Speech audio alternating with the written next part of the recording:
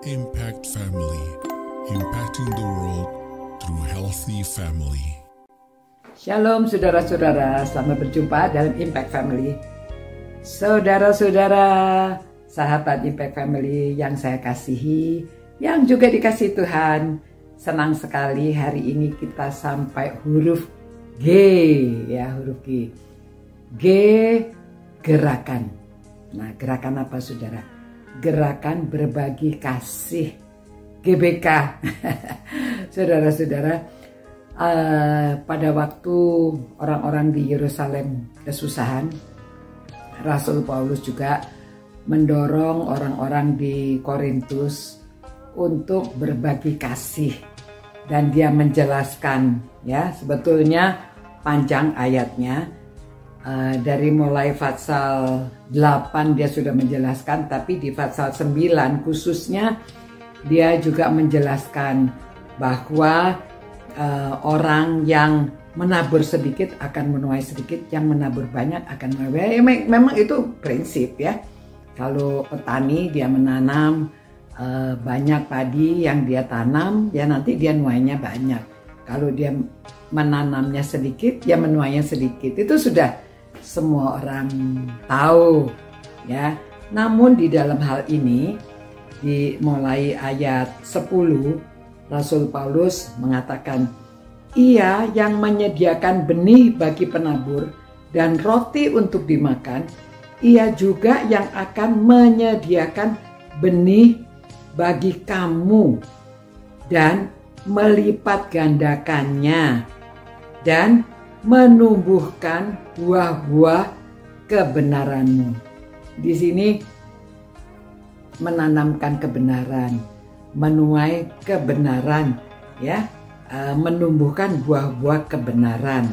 Lalu ayat 11, kamu akan diperkaya dalam segala macam kemurahan hati yang membangkitkan syukur kepada Allah oleh karena kami. Nah, karena apa saudara?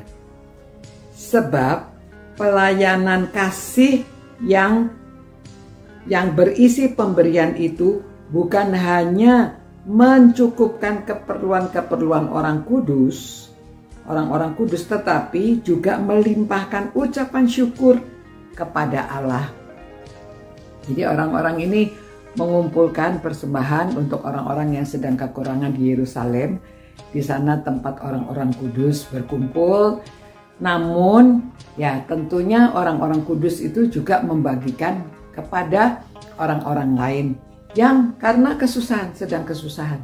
Jadi saudara-saudara, Rasul Paulus menghimbau supaya ada gerakan berbagi kasih. Di sini dikatakan pelayanan kasih, gerakan pelayanan kasih, ya. Jadi GPK, ya, bukan GBK tetapi GPK, gerakan pelayanan kasih, ya saudara-saudara. Untuk apa? Untuk menolong orang yang kekurangan.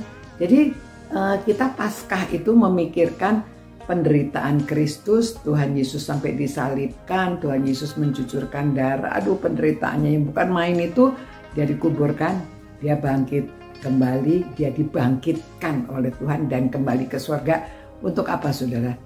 Supaya kita juga mengenal kebenaran itu. Kita juga mau sedikit menderita lah, ya, mengurangi makan misalnya.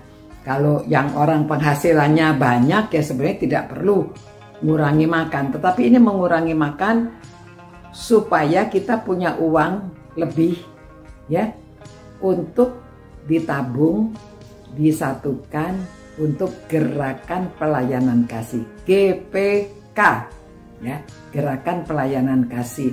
Jadi dalam mengenang penderitaan Kristus sampai kebangkitannya itu, kita ikut bersukacita karena kasih karunia-Nya, karena kebenarannya.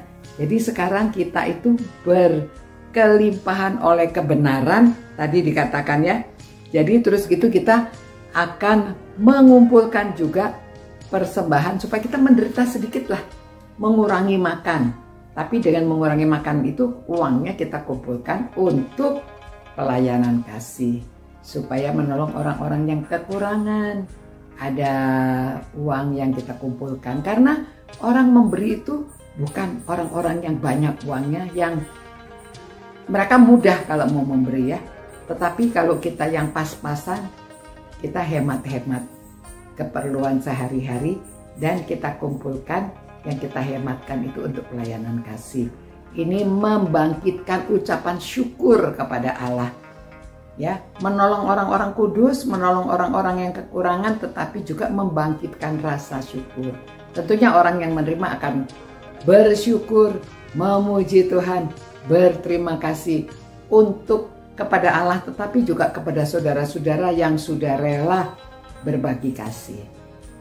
Ya saudara, itulah kita hidup di dalam Tuhan, karena Tuhan yang sudah memberikan benih, Tuhan yang memberikan pertumbuhan, maka semua yang kita miliki ini adalah berkat dari Tuhan. Jadi sekarang kita juga waktunya mengingat Paskah, mengingat kematian Tuhan Yesus.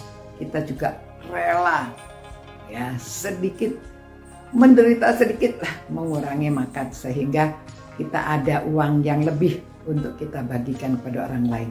Terima kasih Tuhan atas berkat-berkat-Mu yang begitu besar, atas kematian Tuhan Yesus, pengorbanan Tuhan Yesus, dan kebangkitannya yang memberikan kasih karunia kepada kami semua yang percaya mendapat keselamatan. Itu sebabnya Tuhan, keselamatan itu begitu mahalnya. Kami juga ingin supaya kami berbagi